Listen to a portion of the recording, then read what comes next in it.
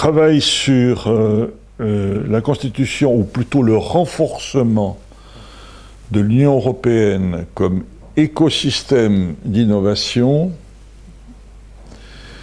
remonte à 2011, date à laquelle la présidence du Conseil de l'Union européenne a estimé qu'il fallait que nous préparions l'avenir, et que l'avenir n'était pas tout à fait rose pour nous en Europe. Donc notre groupe a travaillé de 2011 jusqu'à présent avec un mandat qui est un mandat consistant à proposer une vision européenne en matière d'écosystème d'innovation et à faire des propositions opérationnelles. Ce groupe était formé de personnes nommées à titre individuel et non pas comme représentants. Notre mandat était aussi de travailler en dehors des cadres habituels de pensée en Europe, c'est-à-dire de prendre tout le recul qu'il fallait par rapport à la manière dont à Bruxelles, à Paris, à Madrid, on travaille actuellement sur les questions d'innovation nationale. Nous avons fait d'abord un diagnostic.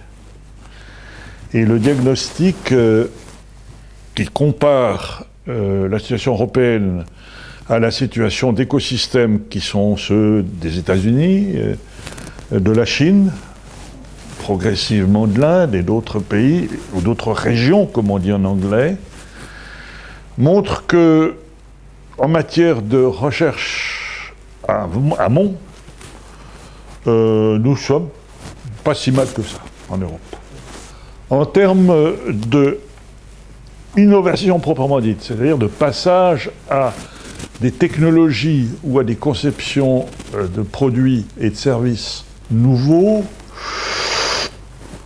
bon, on n'est pas les premiers, mais on n'est pas les pires. Là où nous accumulons un retard qui nous est en partie imputable, c'est sur la mise sur le marché de l'innovation. Pour mettre sur le marché un nouveau véhicule automobile, le temps nécessaire en Europe est plus de 2 fois celui nécessaire aux États-Unis. Pour des problèmes de normes, de conformité à des normes, soit des normes émises au niveau européen et des normes nationales. Ça n'est pas tellement le coût qui est un problème dans l'innovation, le coût du travail. Ça n'est pas l'intelligence des gens qui travaillent en amont, soit sur la phase de recherche, soit sur la phase de développement. C'est la pesanteur, la complexité des normes. D'où le fait que, à innovation au stade amont identique, eh bien les industriels ou disons les entreprises préfèrent aller s'établir à l'extérieur. En fait, c'est cette difficulté au niveau de la mise sur le marché ou de la mise à disposition. Il ne s'agit pas simplement de mettre sur le marché des produits qui aboutiront à des ventes par des entreprises qui recherchent le profit, mais aussi dans les services publics. Eh bien, nous sommes un peu en retard. Et donc, les technologies, elles vont d'abord ailleurs, et puis ensuite elles viennent en Europe. Nous avons donc des atouts, ils sont nombreux, mais nous avons aussi des faiblesses. Nous sommes allés d'une vision un petit peu, qu'est-ce que devrait être cette approche pour construire un écosystème performant, jusqu'à des mesures extrêmement opérationnelles, guidant le travail, notamment de la Commission et également de l'implication des parties prenantes, que sont les États, qu'est le monde économique, que sont également les populations. Il faut que nous incorporions aussi beaucoup plus un mode de gouvernance qui soit celui d'une époque qui n'est plus celle d'il y a 50 ans. Et que nous ayons donc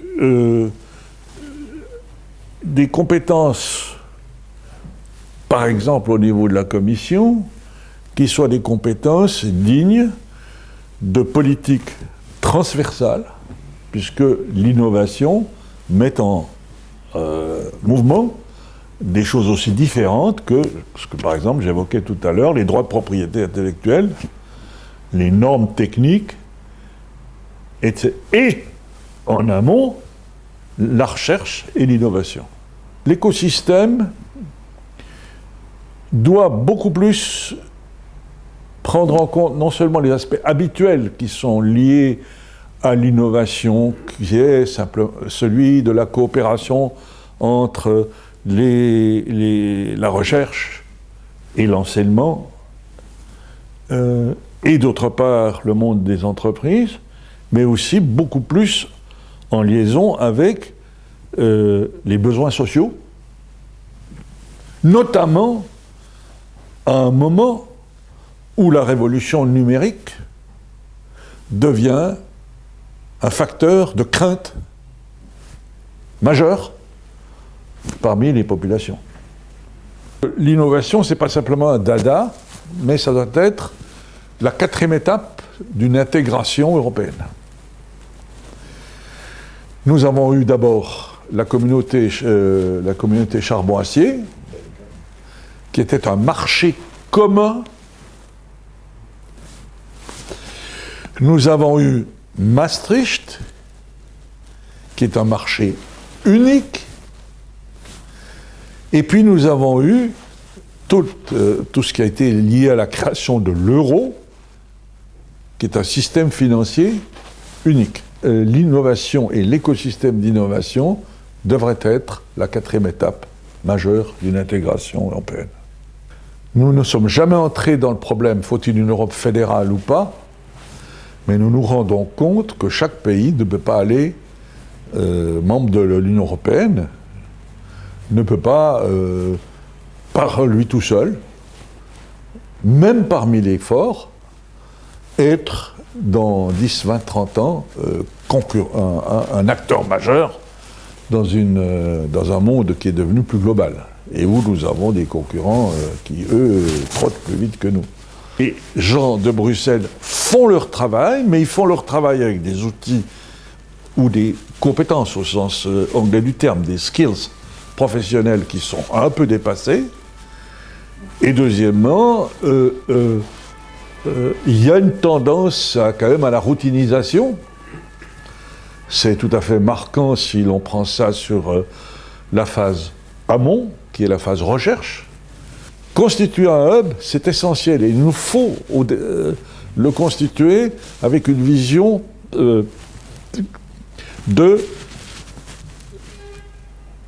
si à un moment donné un hub ne fait pas son travail correctement dans la durée, il y a toujours un substitut possible. C'est la force des Américains. La force du système fédéral américain, c'est quand on sent qu'un hub ne répond pas à des défis de l'innovation, il y en a un autre à disposition. Un hub, qu'est-ce que c'est? Il y a en amont une capacité sur un secteur, au moins sur un secteur, qui est une capacité de recherche avancée forte. Il y a en même temps une capacité d'enseignement et de formation forte pour préparer pour le marché du travail des cadres, des opérateurs, des entrepreneurs à ce secteur. Et ça n'est pas nécessairement l'université ou l'institution dans laquelle on fait de la recherche, toute seule, qui doit dispenser ça. Hein, c'est l'appui sur de bons, collèges de bonne... je dirais, IUT, etc. Enfin, donc, il faut cela. Et il faut aussi un système de coopération confiante avec les entreprises. Confiante voulant dire symétrique. En termes de... les entreprises sont en discussion avec des universités qui n'ont pas peur de parler avec les entreprises. Mais les universités sont aussi en relation avec des entreprises qui ont confiance dans ces universités. Et puis, autre chose, il y a aussi des effets de développement local plus au sens large, qui jouent un rôle important. Peut-on avoir en Europe ce type de hub? Oui, on en a, mais ils ne sont pas encore reconnus et soutenus dans leur développement d'une façon continue, notamment par l'Europe.